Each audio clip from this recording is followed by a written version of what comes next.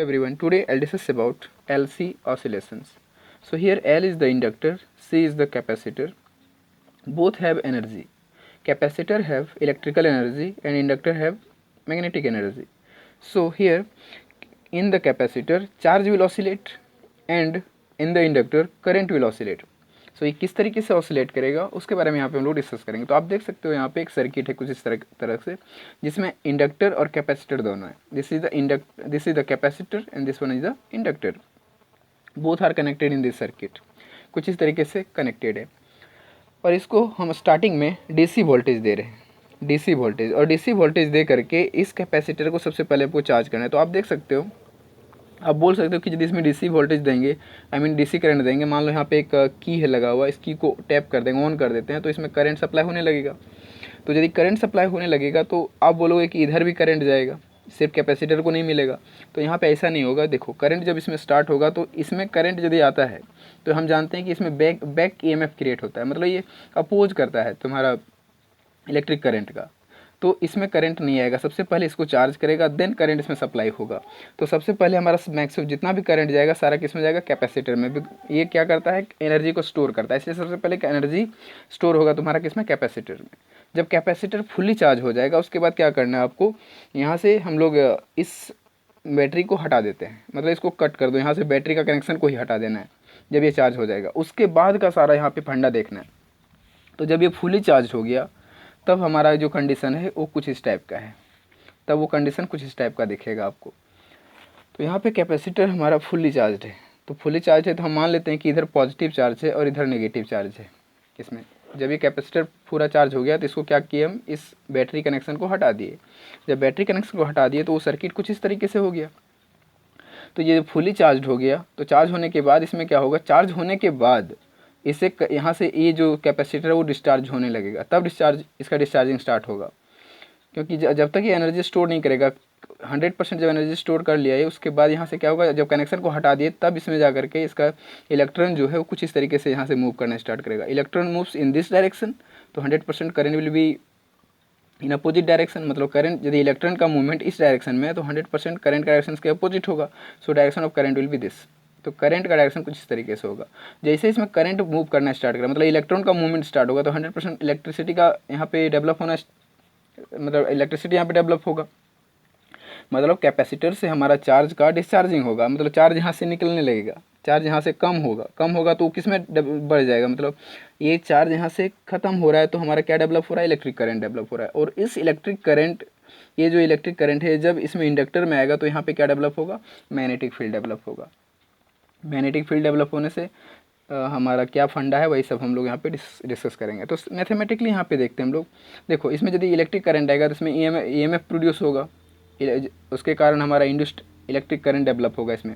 मतलब induced electric current इसमें develop होगा तो अपोजिट डायरेक्शन में होगा। जैसे एक्सटर्नल इलेक्ट्रिक करंट इधर से है तो इसमें जो हमारा इंड्यूस्ड इलेक्ट्रिक करंट होगा वो अपोजिट डायरेक्शन में मूव करेगा। वो किस तरीके से करेगा उसके बारे में सारा यहाँ पे हम लोग विजुअलाइजेशन के साथ हम लोग रीड करेंगे। तो सबसे पहले इसका मैथमेटिकल एक्सप्रेशन देखते हैं कि किस तरीके का होता है। तो यदि यहाँ पे तुम इस सर्किट में केवीएल लगाओ, किरचॉफ वोल्टेज लॉ, तो किरचॉफ वोल्टेज लॉ अप्लाई जब करेंगे इसमें हम, तो हम जानते हैं कि इसके पास टोटल चार्ज क्यू है और यहाँ पे ये inductor L is equals to क्या होता है हमारा, ए इसका जो ईएमएफ होता है, ये तो ईएमएफ प्रोड्यूस करता है ना, तो इसका ईएमएफ होता है LdI/dt। हम लोग पहले से भी जानते हैं इस चीज़ को। तो यहाँ पे देखते हैं, सबसे पहले हम लोग इसका वोल्टेज क्या होगा, VC for capacitor, voltage for capacitor, और इसका वोल्टेज होगा VL। तो यहाँ पे केवीएल लगाएंगे तो केवीएल मान लो स्टार्टिंग इस पॉइंट से करें तो यहाँ पे पॉजिटिव होगा। और इसका देखो यहाँ पे मान लो एक तरह का रेसिस्टर है, तो रेसिस्टर में डायरेक्शन ऑफ करंट और जिस डायरेक्शन में जैसे क्लॉकवाइज हम मूव करें इस तरीके से केवीएल में, तो डायरेक्शन यदि दोनों सेम होता है तो साइन क्या होता है, नेगेटिव। जब स्टार्टिंग करें तो this one will be positive and this one will be negative. So देखो यहाँ पे अकॉर्डिंग टू केवीएल हम यहाँ पे क्या लिख सकते हैं, VC minus VC will be positive. ये है स्टार्टिंग वाला क्या होगा, पॉजिटिव, और दूसरा क्या होगा, ये करंट और हमारा दोनों का डायरेक्शन क्या है, सेम है, तो यहाँ पे हमारा साइन क्या होगा, नेगेटिव। तो यहाँ पे हो गया VL फॉर इंडक्टर, तो इज इक्वल टू 0। तो हम जानते हैं VC का जो वोल्टेज होता है Q/C के बराबर, दिस वन Q/C माइनस, और इसका होता है LdI/dt। ये हम लोग प्रीवियस लेक्चर में भी आप देख करके यहाँ पे लिख सकते हो। इलेक्ट्रिक, इसको हम लोग रीड किए इलेक्ट्रोमैग्नेटिक इंडक्शन में भी इस तरह का इक्वेशन को, तो ये आपको जानना भी चाहिए। तो ये हो गया Q/C minus LdI/dt is equal to 0। तो ये इक्वेशन आ गया। और यहाँ पे हम लोग जानते हैं, यदि यहाँ पे करंट की बात किया जाए तो करंट इज इक्वल टू हम क्या लिख सकते हैं, minus D Q divide by D T. यहाँ पे माइनस क्यों लिख रहे हैं, देखो D Q by D T हम लोग जानते हैं charge per unit time is called electric current, but sign यहाँ पे हम नेगेटिव लगा रहे हैं। नेगेटिव का क्या फंडा है, क्यों हम यहाँ पे नेगेटिव अप्लाई कर रहे हैं, उसके पीछे रीज़न ये है कि देखो जब कैपेसिटर में ये फुली चार्ज हो गया, तो चार्ज जब हो गया तो यहाँ से चार्ज का क्या होगा, चार्ज का डिक्रीमेंट होगा, चार्ज यहाँ पे घटेगा, तब जाकर क्या डेवलप होगा हमारा इलेक्ट्रिक करंट। मतलब यहाँ से चार्ज यहाँ से निकल रहा है, मतलब चार्ज यहाँ से कम हो रहा है, तो जाकर के इलेक्ट्रिक करंट बन रहा है मेरा। तो करंट बनने के लिए कौन माइनस हो रहा है हमारा, यहाँ पे चार्ज घट रहा है, तो उसी ये डिक्रीमेंट का साइन है हमारा नेगेटिव। मतलब चार्ज के घटने से क्या डेवलप हो रहा है, इलेक्ट्रिक करंट डेवलप हो रहा है। मतलब चार्ज जितना ज़्यादा डिक्रीज होगा उतना ही ज़्यादा इलेक्ट्रिक करंट यहाँ पे डेवलप होगा। इस तरीके से यहाँ पे हम लोग समझ सकते हैं इसको। तो आई इज इक्वल टू क्या हो गया हमारा, minus D Q divide by D T. तो यहाँ पे क्या कर सकते हैं, बिकॉज नेगेटिव साइन क्यों है, because decreasing of charge from capacitor then current will increase. तो यहाँ पे तुम्हारा जितना ज़्यादा चार्ज यहाँ पे यहाँ से चार्ज जितना ज़्यादा निकलेगा उतना ज़्यादा स्ट्रॉन्ग यहाँ पे इलेक्ट्रिक करंट मिलेगा आपको। तो पूरा यदि यहाँ से निकल जाता है तो मैक्सिमम करंट मिल जाएगा आपको। यहाँ पे पूरा चार्ज यहाँ से मतलब ये कैपेसिटर फुली डिस्चार्ज हो जाता है तो करंट 100% आपको मिल जाएगा, मैक्सिमम करंट जितना करंट इसके पास ये डेवलप कर सकता है कैपेसिटर। तो आई एम मिल जाएगा हमको, यहाँ पे आई एम मिलेगा, मतलब मैक्सिमम करंट मिल जाएगा। तो खैर आगे हम लोग यहाँ पे देखते हैं। तो आई इज इक्वल टू क्या हो गया हमारा, minus D Q divide by D T.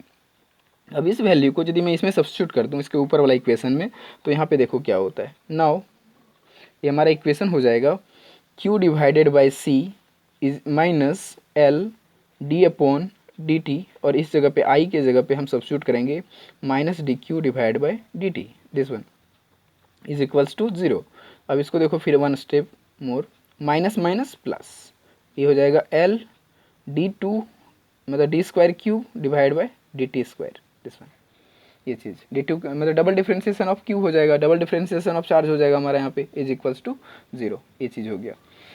तो क्यू बाई सी ये चीज़ आ गया आपको। अब यदि मैं दोनों साइड यहाँ पे एल से यदि डिवाइड कर दूँ तो देखो एक नया फॉर्म हमको यहाँ पे मिलेगा।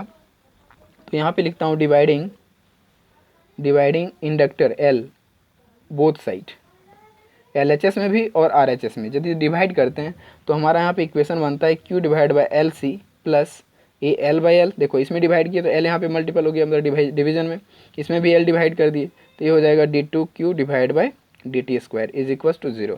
अब देखो राइट साइड में इसमें एल और एल कैंसिल हो जाएगा हमारा, तो एल कैंसिल होने से हमारा इक्वेशन जो बनेगा वो बन जाएगा Q divided by L C plus यहाँ पे क्या होगा D two cube divide by D T square is equal to what, 0।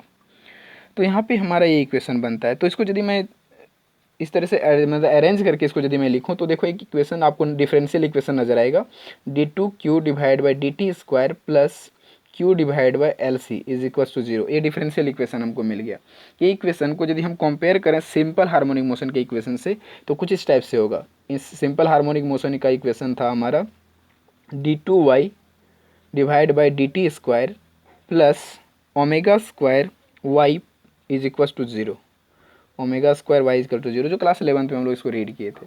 तो यदि सिंपल हार्मोनिक इक्वेशन से यदि इसको कंपेयर करूं तो ओमेगा स्क्वायर की जगह हमको देखो क्या मिल रहा है, ओमेगा स्क्वायर के जगह पे आपको क्या मिल रहा है इस चीज़ को देखो। देखो यहाँ पे क्यू क्या है, क्यू हमारा वाई है, यहाँ भी क्या है क्यू, ये वाला वाई है। तो इसके जगह हमको क्या मिल रहा है, ओमेगा स्क्वायर की जगह पे यदि कंपेयर करके देखें तो कंपेयरिंग बोथ द इक्वेशन, यदि मैं कंपेयर यहाँ पे लिख सकती हूँ कंपेयरिंग above इक्वेशंस, देन यहाँ पे हम लिख सकते हैं omega square is equals to क्या मिल रहा है 1 डिवाइड बाई एल सी। ये चीज़ देखो यहाँ पे y की जगह q है तो इसके जगह पे, और यहाँ पे देखो q की जगह y है, मतलब हम इस जगह पे ओमेगा स्क्वायर यहाँ पे है तो इसकी जगह 1 बाई एल सी हमारा कॉमन मिल रहा है। तो omega square is equals to 1 by L C, मतलब ओमेगा इज इक्वल्स टू हमारा क्या यहाँ पे क्या मिल गया, omega is equals to 1 divide by root under L C. देखो कोई इक्वेशन यहाँ पे मिल गया आपको जो ऑलरेडी आप पढ़ चुके हो इस इक्वेशन को प्रीवियस लेक्चर में।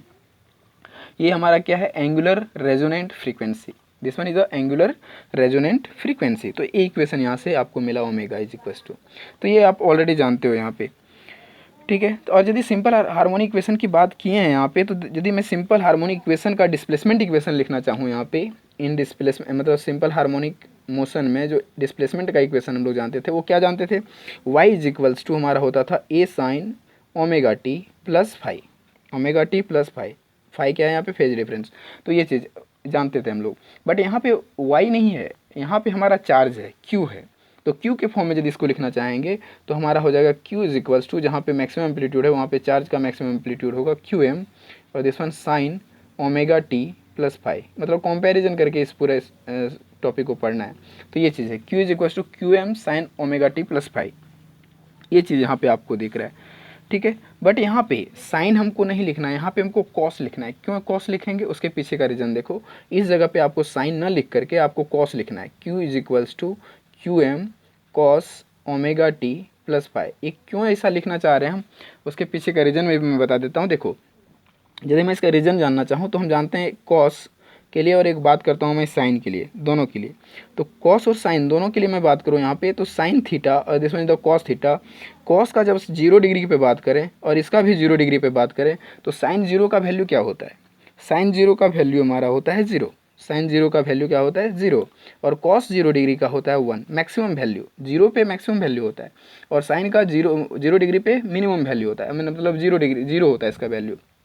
और वही चीज़ जब हम 90 डिग्री पे बात करें तो इसका वैल्यू 0 हो जाता है, कॉस 90 का 0, और इसका 90 डिग्री का वैल्यू हो जाता है 1, मतलब मैक्सिमम। मतलब ये क्या चीज़ दिखा रहा है, दिस वन कॉस हमको दिखा रहा है, कॉस हमको दिखा रहा है यहाँ पे इंक्रीजिंग, इंक्रीमेंट मतलब इंक्रीजिंग, सॉरी डिक्रीमेंट, ये डिक्रीमेंट को दिखा रहा है, डिक्रीमेंट, आप तो डिक्रीजिंग बोल सकते हो। और ये क्या दिखा रहा है, इंक्रीजिंग, ये इंक्रीजिंग को दिखा रहा है, साइन जो है सो इंक्रीजिंग को दिखाता है और ये डिक्रीजिंग को दिखाता है। बट हमारा इक्वेशन में हो क्या रहा है कि इस सर्किट में चार्ज का डिक्रीमेंट हो रहा है, तो चार्ज का डिक्रीमेंट हो रहा है तब जाके इलेक्ट्रिक करंट हमारा वहाँ पे डेवलप हो रहा है। मतलब इस इक्वेशन से देख सकते हो कि यहाँ पे करंट जो है क्या दिखा रहा है, क्या शो कर रहा है, चार्ज के डिक्रीमेंट के कारण डेवलप हो रहा है। मतलब यहाँ पे डिक्रीमेंट वाला केस आपको लेना पड़ेगा। तो ऐसे केस में हम यहाँ पे लिख सकते हैं कॉस को, क्यों, क्योंकि यदि वेव के फॉर्म में यदि यहाँ पे देखें तो एक्चुअली जब ऑसिलेशन होता है ना, जो ऑसिलेशन, तो देखो इक्वेशन हमारा साइन और कॉस कब होता है, जब मीन पॉइंट से एक कुछ इस तरीके से ऑसिलेट होता है, मीन से एक्सट्रीम तक जाता है, मीन टू एक्सट्रीम तो साइन लेते हैं, और जब एक्सट्रीम टू मीन आता है, एक्सट्रीम टू मीन मतलब हाईएस्ट से लोअर की तरफ आता है, तो हम लोग कॉस लेते हैं। तो यहाँ पे कंडीशन वही हो रहा है, एक्सट्रीम टू मीन आ रहा है, एक्सट्रीम टू मीन, जो हम लोग क्लास 11th में इस चीज़ को बहुत अच्छे से हम लोग ग्राफिकल मेथड से पढ़े थे। तो ये कंडीशन यहाँ पे हो रहा है, इसलिए हमको क्या लेना पड़ेगा यहाँ पे कॉस। इसलिए इस इक्वेशन में हम यहाँ पे लिए हैं cos, Q is equals to Q M cos omega T. ये क्या हो रहा है कि एक्सट्रीम से मीन की तरफ आ रहा है, मतलब एक्सट्रीम मतलब 90 डिग्री से 0 की तरफ, सॉरी 90 डिग्री से नहीं, 0 डिग्री से 90 डिग्री तरफ जा रहा है। बट यहाँ पे क्या हो रहा है, डिक्रीमेंट हो रहा है, कॉस में डिक्रीमेंट होता है 0 डिग्री से 90 डिग्री के बीच में। तो एक्सट्रीम टू मीन यहाँ पे समझना इस तरीके से। तो डिक्रीमेंट के लिए यहाँ पे कॉस हमको यूज करना है। अब मैं बात करूँ टी टाइम, मतलब 0 टाइम पे, मतलब जब यहाँ पे स्टार्ट हुआ तो उस मान लो कि इसमें कॉस फाई का वैल्यू कहाँ पे मैक्सिमम होगा, मतलब यदि इसका फेज डिफरेंस की मैं बात करूँ तो यहाँ पे देखो एक मिनट के लिए, यदि मैं यहाँ पे बात करूँ कि स्टार्टिंग टाइम पे जब इसका डिक्रीमेंट नहीं हुआ है, इस ग्राफ को भी समझो, यहाँ पे यदि टी टाइम पे टी जब 0 होगा, टी जब 0 होगा मतलब टाइम 0, उस समय हमारा जो कैपेसिटर वो फुली चार्ज होगा, एक कैपेसिटर जो है वो फुली चार्ज होगा।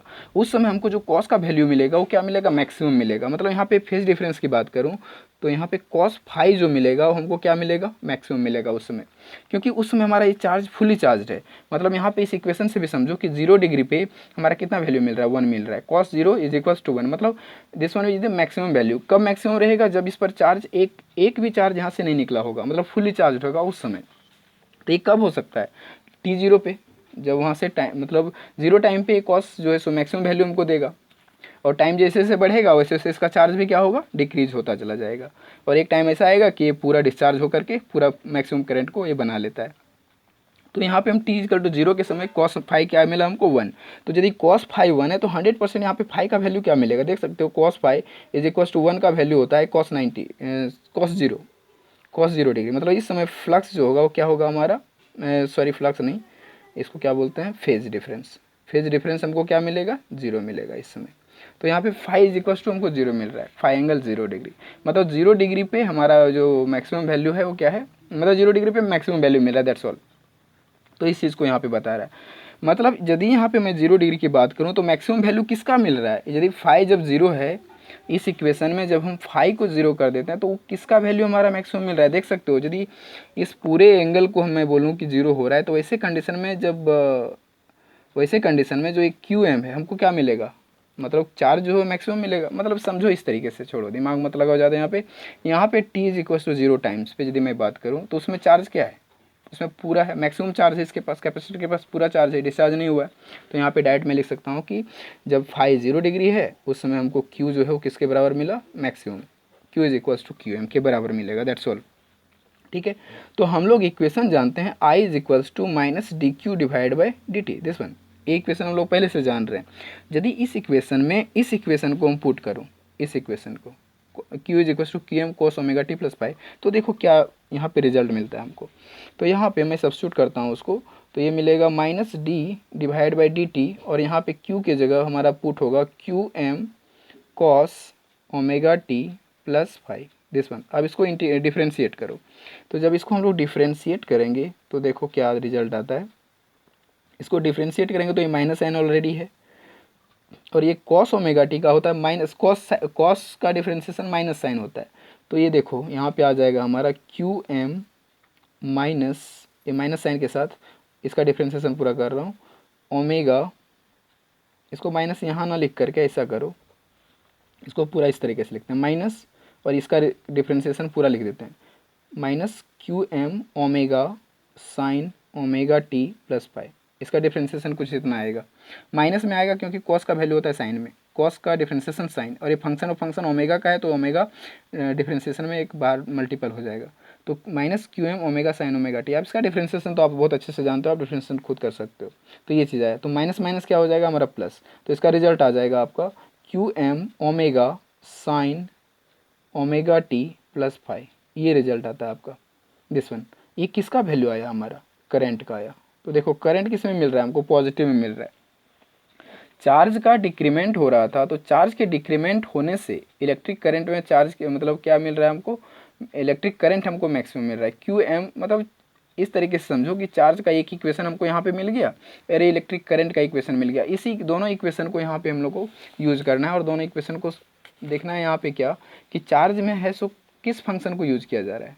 चार्ज के लिए कॉस को यूज किया जा रहा है, और करंट के लिए साइन को यूज किया जा रहा है। यहाँ पे मतलब दो इक्वेशन हमको यहाँ पे मिल गया बेसिकली। तो यहाँ पे मैं एक तरीके से यदि phi is equal to 0 use करूँ दोनों इक्वेशन के लिए, phi is equal to 0 degree, क्योंकि टी टाइम्स पे दोनों क्या है 0 डिग्री पे है। टी टाइम्स पे जब टी इज इक्वल टू 0 है, जब मेरा डिस्चार्ज नहीं हुआ उस समय हम यदि यहाँ पे 0 डिग्री रखेंगे, phi is equal to 0 degree, तो वैसे कंडीशन में हमारा जो ये इक्वेशन जो है वो क्या देगा, क्यू इज इक्वल टू मिल जाएगा हमको Q M cos omega T मिलेगा, दिस वन। और यदि मैं करंट की बात करूँ तो आई इज इक्वल टू क्या मिलेगा, I M sine omega T, phi तो 0 है। तो ये दो इक्वेशन हमको यहाँ पे मिल रहा है, एक चार्ज के लिए एक करंट के लिए, और इसी दोनों इक्वेशन को लेकर के हमको पूरा ऑसिलेशन को समझना है। ये हमको क्या बताएगा, किसका ऑसिलेशन, कैपेसिटेंस का, और ये किसका बताएगा, इंडक्टेंस का। तो एलसी ऑसिलेशन इसी दोनों इक्वेशन पे डिपेंड करता है हमारा। और हम लोग जानते हैं दोनों का ग्राफ, कॉस का भी ग्राफ जानते हैं और साइन का भी ग्राफ ऑलरेडी हम लोग पढ़ चुके हैं। तो कॉस का ग्राफ यदि मैं रफली यहाँ पे बताऊँ तो इसका होता है मैक्सिमम से मिनिमम, तो कुछ इस टाइप से इसका ग्राफ बनेगा कॉस का। हम लोग क्लास 11 में बहुत अच्छे से इसका ग्राफ को समझे थे। और यदि मैं साइन का बात करूँ तो साइन का ग्राफ होता है 0 से मैक्सिमम, कुछ इस टाइप से बनेगा ग्राफ। तो ये हमारा साइन का ग्राफ है और ये कॉस का ग्राफ है। तो इसको हम लोग विजुअलाइजेशन के साथ पढ़ते हैं। हम लोग देखो एक डायग्राम के साथ पढ़ते हैं, जो आपका एनसीईआरटी टेक्स्ट बुक में कुछ इस टाइप से दिया गया होगा ग्राफ। उसमें एनसीईआरटी में ग्राफ से नहीं बताया गया है, मतलब ये वेब फॉर्म में नहीं बताया गया है, ग्राफिकल फॉर्म में नहीं बताया गया है। वहाँ पे डायरेक्ट देखो किस तरीके से बताया, उसको मैं यहाँ पे बता रहा हूँ। साथ ही साथ मैं ग्राफ से भी बता दूंगा आपको। तो देखो ये कुछ इस तरीके से बताया गया एनसीईआरटी में। तो यहाँ पे दो इक्वेशन हम लोग लिख लिए, देखो व्हेन विजुअलाइजेशन मतलब कुछ इस तरीके से बताया गया किस तरीके से मतलब चार्ज होता है और डिस्चार्ज होता है, उसको समझना है यहाँ पे एलसी ऑसिलेशन में। मतलब किस तरीके से इंडक्टर और कैपेसिटर दोनों हमारा यहाँ पे ऑसिलेट होता है, एनर्जी का डिस्चार्जिंग और एनर्जी का चार्जिंग दोनों किस तरीके से होता है उस चीज़ को समझना है। तो एक बार चार्ज होगा एक बार डिस्चार्ज होगा, इस तरीके से हमारा पूरा साइकिल कंप्लीट होता है। तो साइकिल के फॉर्म में कुछ इस तरीके से देखो यहाँ पे लिख सकते हैं when we put phi equal to 0 degree, ये तो हम पहले अभी बता चुके हैं आपको इन इक्वेशन। देन फाई क्या मिल गया हमको, Q is equal to Q M cos omega T और I is equal to I M sine omega T. तो दोनों का ग्राफ कुछ इस टाइप से हम यहाँ पे देखो रिप्रेजेंट कर दिए। तो यहाँ पे कंडीशन ये है कि ये कॉस का है और ये साइन का है ग्राफ। तो यहाँ पे देखो जब तुम 0 डिग्री यहाँ पे बोलो कॉस 0 डिग्री है, तो कॉस 0 डिग्री जब होगा तो कॉस 0 का वैल्यू 1 होता है, मतलब एक Q is equal to Q M मिलेगा, उसमें मैक्सिमम वैल्यू मिलेगा। तो देखो ग्राफ यहाँ पे है कॉस के लिए, this one graph for cos omega T. और ये हमारा किसके लिए है, साइन ओमेगा टी। तो ऐसे कंडीशन में आप यहाँ पे 0 डिग्री पुट किया, ओमेगा टी मतलब पूरा थीटा है ना, मेरा theta equal to omega T होता है, आप जो तो जानते हो बहुत अच्छे से इसको। तो साइन इस कॉस जगह पे 0 डिग्री पुट करेंगे तो ये Q equal to Q M मिलेगा हमको, मतलब मैक्सिमम वैल्यू ऑफ चार्ज मिलेगा। तो मैक्सिमम ये चार्ज के लिए ग्राफ बना है, ये करंट के लिए ग्राफ बना है। तो जब 0 डिग्री पे मैक्सिमम मिला तो यहाँ पे साइन के लिए देखते हैं, साइन पे जब 0 होगा तब क्या मिलेगा, तो करंट हमको 0 मिलेगा। तो देख सकते हो करंट कहाँ पे है, 0 पे है। तो इस तरीके से आप इसको समझ सकते हो, जैसे जैसे हम इसमें इंक्रीमेंट करते जाएंगे एंगल, उसी तरीके से हमारा ग्राफ भी इंक्रीज होता चला जाएगा। ठीक है, तो 0 के लिए समझ गए, उसके बाद आप एंगल बढ़ाते जाओ, उसके अकॉर्डिंग हमारा ग्राफ कुछ इस टाइप से बनेगा। ठीक है, कुछ टाइम पीरियड जैसे जैसे बढ़ता चला जाएगा, टाइम भी बढ़ाओ एंगल भी बढ़ाओ, उसके अकॉर्डिंग हमारा कुछ इस तरीके से होता था सिंपल हार्मोनिक मोशन में, कुछ इस टाइप से ग्राफिकल में हम लोग समझते थे वहाँ पे कि mean to extreme, extreme to mean, mean to extreme, extreme to mean. तो एक्चुअली वहाँ पे 4 फेज होता था ना हमारा, मेन 0 से इधर गया, फिर यहाँ पे आया, फिर इधर गया, फिर यहाँ पे आया, तो टोटल 4 फेज होता था। इसलिए तो यहाँ पे देखो 4 फेज किस तरीके से बनेगा, π/2 के लिए, फिर पाई के लिए, फिर 3π/2 और फिर 2π के लिए बनेगा। तो 4 फेज यहाँ भी दिख रहा है तुमको और 4 फेज यहाँ भी दिख रहा है। देखो ये हो गया first phase, second phase, third phase, fourth phase. मतलब स्टार्टिंग में आपको 0 डिग्री पुट करना है, फिर 90 डिग्री पुट करना है, फिर आपको कितना पुट करना है 90 के बाद आप पुट कर दो ये 3π/2, मतलब कितना हो जाएगा ये 3π/2, मतलब हो जाएगा आपका, सॉरी 3π/2 नहीं, 0 से π/2, फिर पाई पुट करना है, पाई के बाद 3π/2, आफ्टर दैट 2π। तो यहाँ पे हो जाएगा पाई आपका, सॉरी इस जगह पे पाई होगा और इस जगह पे होगा 3π/2 और इसके जगह पे होगा 2π। इस तरीके से मतलब 90 डिग्री, 90 डिग्री के बाद 180 डिग्री, 180 के बाद 270, 270 के बाद 360, ये पुट करना है। उसके बाद आपका कुछ इस तरीके से ग्राफ का रिजल्ट मिलता है। अब हम लोग समझते हैं इसको कि इसमें किस तरीके से हमारा इस तरह का वेव बनेगा, इस तरह का ग्राफ हमारा इसमें बनेगा, मतलब अकॉर्डिंग टू दिस सर्किट। तो इस सर्किट को समझना है हम लोग को। तो ये क्या है, स्टार्टिंग में टी जब क्या है 0 है, जब टी 0 है उस समय हमारा क्यू क्या मिलेगा, Q will be maximum, charge हमको क्या मिलेगा मैक्सिमम। और इंडक्टर के जगह पे यहाँ पे कुछ भी होने वाला नहीं है, मतलब यहाँ पे इलेक्ट्रिक करंट हमको मिलता है, इंड्यूस्ड इलेक्ट्रिक करंट। तो यहाँ पे उस समय हमको इंड्यूस्ड इलेक्ट्रिक करंट क्या मिलेगा, 0 मिलेगा, क्योंकि चार्ज का यहाँ पे डिक्रीमेंट होगा तभी इलेक्ट्रिक करंट यहाँ पे डेवलप होगा। तो चार्ज का डिक्रीमेंट हो ही नहीं रहा है तो हमारा इलेक्ट्रिक करंट कहाँ से डेवलप होगा, क्योंकि चार्ज का डिक्रीमेंट होता तो यहाँ पे क्या बनता, मैग्नेटिक फील्ड बनता, और मैग्नेटिक फील्ड बनता तो इंड्यूस्ड इलेक्ट्रिक करंट बनता, इंड्यूस्ड इलेक्ट्रिक करंट बनने से यहाँ पे बैक क्या बोलते हैं, इलेक्ट्रिक करंट डेवलप होता। तो इसको बोला जाता है बैक ईएमएफ। यहाँ पे जो डेवलप होता है उसको बोलते हैं बैक ईएमएफ। बैक ईएमएफ इसलिए बोला जाता है क्योंकि इलेक्ट्रिक इसमें ईएमएफ के मतलब ईएमएफ क्या है, एक बैटरी है और उससे इलेक्ट्रिक करंट फिर उसमें डेवलप होगा। तो बैक ईएमएफ मतलब उल्टे डायरेक्शन में, जिस डायरेक्शन में करंट मिल रहा है उसके अपोजिट डायरेक्शन में हमको एक करंट, इलेक्ट्रिक करंट देगा। इसका मतलब ये होता है बैक ईएमएफ यहाँ पे डेवलप होता है। तो देखो ये फर्स्ट टाइम है t इज इक्वल टू 0। अब टाइम को धीरे धीरे हम इंक्रीज करें, तो टाइम को जैसे से इंक्रीज करेंगे मतलब क्या है कि यहाँ से चार्ज का डिक्रीमेंट होना स्टार्ट होगा, मतलब इलेक्ट्रॉन जो है कुछ इस डायरेक्शन में मूव करना स्टार्ट करेगा।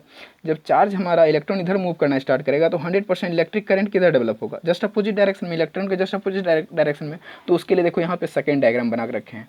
ये हमारा हो गया टाइम जैसे से इंक्रीज हुआ, मान लो ये फर्स्ट पॉइंट है, this is the second diagram, this is the first diagram. तो ये टी इक्वल टू 0 के लिए है। ये टाइम धीरे धीरे हम इंक्रीज करते जा रहे हैं। तो थोड़ा सा हम बढ़ाएं, अभी पूरा 100% नहीं किए, t/4 नहीं किए इसको हम अभी, मतलब टोटल 4 होता है ना। ऑसिलेशन में क्या होता है, ऑसिलेशन में होता है फर्स्ट वन, फिर ये सेकेंड वन, फिर इधर थर्ड वन, फिर ये फोर्थ वन। तो हम t/4 कब आता है, ये पूरा यहाँ से यहाँ तक 90 डिग्री कंप्लीट करता है तब t/4 होता है। हम 90 डिग्री से पहले की बात कर रहे हैं, 90 डिग्री इस जगह पे होगा, यहाँ पे 90 डिग्री से पहले की बात कर रहे हैं कि थोड़ा सा चार्ज यहाँ से डिक्रीमेंट हुआ, मतलब थोड़ा सा चार्ज मूव किया। तो थोड़ा सा चार्ज मूव किया तो थोड़ा सा इलेक्ट्रिक करंट क्या हो गया, यहाँ पे डेवलप हो गया। और थोड़ा सा इलेक्ट्रिक करंट डेवलप होने के कारण यहाँ पे क्या डेवलप हुआ, मैग्नेटिक फील्ड इसमें डेवलप हुआ, इंडक्टर में मैग्नेटिक फील्ड डेवलप हुआ। अब यहाँ से यदि पूरा चार्ज डिस्चार्ज हो जाएगा, मतलब पूरा चार्ज यहाँ से मूव कर जाएगा, यहाँ से पूरा चार्ज निकल जाएगा, तो यहाँ पे क्या होगा कि यदि मैक्सिमम चार्ज यहाँ से निकल गया तो करंट भी हमारा क्या हो जाएगा, मैक्सिमम हो जाएगा। और इसमें मैग्नेटिक फील्ड भी ज़बरदस्त तरीके से बन जाएगा, ज़बरदस्त मैग्नेटिक फील्ड वहाँ पे डेवलप होगा। मतलब उस समय हमारा टाइम क्या हुआ, t/4। क्योंकि जानते हैं कि मीन टू एक्सट्रीम, एक्सट्रीम मतलब मैक्सिमम। तो मैक्सिमम कब हमारा हुआ, जब पूरा चार्ज यहाँ से डिस्चार्ज हो गया, तो मैक्सिमम करंट हमको यहाँ पे मिल गया इस सर्किट में। ठीक है, अब क्या होगा, क्योंकि यहाँ तो ये तो पूरा डिस्चार्ज हो गया, अब अब फंडा ये है कि जब ये पूरा इसमें मैग्नेटिक फील्ड डेवलप हो गया तो इसमें क्या डेवलप होगा, बैक ईएमएफ। बैक ईएमएफ मतलब इसका डायरेक्शन ऑफ करंट अब जस्ट अपोजिट होगा। अब करंट का मतलब एक बार इधर से क्लॉकवाइज में करंट डेवलप हो रहा, मतलब मूव कर रहा था, जो कौन करंट बना रहा था, करंट बना रहा था कैपेसिटर। अब करंट इस पर कौन बनाएगा, अब इंडक्टर इसमें करंट बनाएगा। तो इंडक्टर करंट बनाएगा तो देखो डायरेक्शन ऑफ करंट अपोजिट हो जाएगा, क्योंकि हम जानते हैं बैक ईएमएफ डेवलप करता है और बैक ईएमएफ डेवलप करने के कारण इसमें इलेक्ट्रिक करंट हमको अपोजिट डायरेक्शन में मिलता है। तो यहाँ पे देखो अभी स्टार्टिंग में यहाँ पे जो मैक्सिमम करंट था उसमें मैग्नेटिक फील्ड में क्या था, मैक्सिमम था। अब ये क्या करेगा, करंट अपोजिट डायरेक्शन में इंड्यूस्ड करंट डेवलप करेगा। तो देखो ये सेकंड था, ये थर्ड पॉइंट हमारा है, ये हमारा फोर्थ वन। तो फोर्थ में देखो क्या हो रहा है कि मैक्सिमम फील्ड अब धीरे धीरे फील्ड तुम्हारा क्या हो रहा है, डिक्रीज हो रहा है। फील्ड डिक्रीज होने के कारण इसमें इलेक्ट्रिक करंट अपोजिट डायरेक्शन में मूव कर रहा है। जैसे ही इलेक्ट्रिक करंट अपोजिट डायरेक्शन में मूव कर रहा है मतलब इसमें चार्ज, अब इसको क्या कर रहा है, ये चार्ज कर रहा है। पहले डिस्चार्ज हुआ, किसके कारण, ये डिस्चार्ज हुआ तो इसको चार्ज, मतलब इसमें मैग्नेटिक फील्ड जब मैक्सिमम दे दिया, अब इसका मैग्नेटिक फील्ड डिक्रीज होगा तो कौन चार्ज होगा, हमारा कैपेसिटर चार्ज होगा। तो देखो धीरे धीरे इसका मैग्नेटिक फील्ड कम होते गया और ये जाकर के चार्ज होना स्टार्ट हो गया। अब चार्ज कब तक स्टार्ट होगा, ये चार्जिंग कब तक फुल होगा, कब फुल होगा, जब इसका पूरा मैग्नेटिक फील्ड मतलब पूरा करंट यहाँ से लॉस होकर के इस पर आ जाएगा, मतलब ये पूरा फुल्ली चार्ज तब हो जाएगा, मतलब इसमें कुछ नहीं रह जाएगा उसके बाद। तो यहाँ पे एक कब पॉसिबल होगा, ये T/2 पे पॉसिबल होगा। मतलब ये देखो फर्स्ट वन T/4 और ये जस्ट अपोजिट फिर मीन पोजीशन पे आ गया। तो मीन पोजीशन पे जब आएगा उस समय हमारा क्या हो जाएगा, T/2 times. Total time T ही तो है एक साइकिल कंप्लीट करने के लिए, मतलब हमारा वेव अभी इतना ही बना है, बस इतना वेव बना है। पूरा एक साइकिल कंप्लीट करने के लिए इसको T टाइम्स लगता है, तो T/2 तक का ही बात की है। तो यहाँ पे एक्चुअली ये क्या करता है, इस साइकिल को रिपीट करता रहता है। तो फिर से एक रफली समझना है इसको, क्या हुआ कि स्टार्टिंग में यहाँ से कैपेसिटी मतलब चार्ज का डिक्रीमेंट होना स्टार्ट हुआ और डिक्रीमेंट होने से इलेक्ट्रिक करंट डेवलप हुआ। इलेक्ट्रिक करंट डेवलप होने से मैग्नेटिक फील्ड यहाँ पे डेवलप हुआ और मैग्नेटिक फील्ड मैक्सिमम जब हो जाता तो इलेक्ट्रिक करंट भी यहाँ से मैक्सिमम, मतलब पूरा चार्ज यहाँ से निकल गया तो मैक्सिमम करंट हमको मिल गया जितना एक कैपेसिटर दे सकता था। तो मैक्सिमम करंट मिला, उसके कारण मैक्सिमम यहाँ पे मैग्नेटिक फील्ड डेवलप हुआ। अब क्या करेगा कि इसमें इंड्यूस्ड करंट जब डेवलप हो जाता है हमारा, और इंड्यूस्ड करंट अपोजिट डायरेक्शन में होता है, इसलिए अब ये करंट मूव करना स्टार्ट करेगा सर्किट में अपोजिट डायरेक्शन में, तब फिर कैपेसिटर अब चार्ज होना स्टार्ट हो जाएगा। तो एक बार चार्ज होगा फिर डिस्चार्ज होगा, चार्ज होगा डिस्चार्ज होगा, चार्जिंग डिस्चार्जिंग, चार्जिंग डिस्चार्जिंग। तो ये देखो वही फंडा हो जाएगा ना, मैक्सिमम मिनिमम, मैक्सिमम मिनिमम। एक बार ये पॉजिटिव गया फिर जीरो पे आया, फिर नेगेटिव जाएगा, फिर जीरो पे आएगा। तो ये फंडा तुम्हारा यहाँ पे भी कुछ इस तरीके से अप्लाई होता है, इसीलिए कुछ इस तरीके से वेव इसका बनता है। ठीक है, तो कुछ इस तरीके से यहाँ पे LC ऑसिलेशन में समझाया गया है।